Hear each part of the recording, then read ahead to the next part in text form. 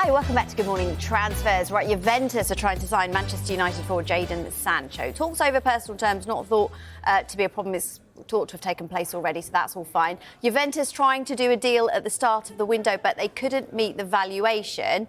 Dave, have we got to this point?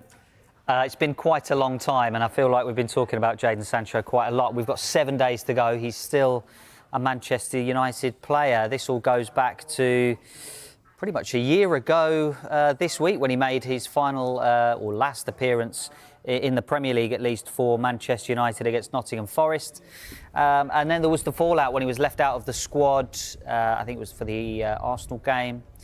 And there was a disagreement between Sancho, Erik ten Hag, meant that he was out of the picture firmly. And then he went on loan, of course, to Borussia Dortmund in that January transfer window. I think, for all intents and purposes, you would say that move was a good one for him. He obviously played in the Champions League final. Back to Manchester United this summer.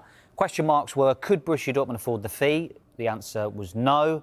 Back to United. And then we learned last month that he had pretty much buried the hatchet with the manager. And he was back in the plans for pre-season, played a bit of a part. Missed the opening weekend this year with, I think Erik ten Hag said it was an ear infection. And now we're talking about him again and possibly leaving the club with Serie A a possible destination. So, yeah, we know that he's been reintegrated. But do you think it's better for Sancho to leave in this window? I think at this point, it's probably best for him and Manchester United, especially the fact that, he went to Dortmund. He had 14 appearances, 2 goals, but it was more of the impact that he had for the side. He almost lifted the spirits and he was a part of the guard that got them to the Champions League final. But then when he came back, he had a decent pre-season, played in a few positions. But then the season starts, only plays 7 minutes in the Community Shield. Amad Diallo is obviously the clear favourite in that position. On the left-hand side, it's basically untouchable because if it's not Rashford, it's Garnacho who's proven that, he's ready to start week in, week out.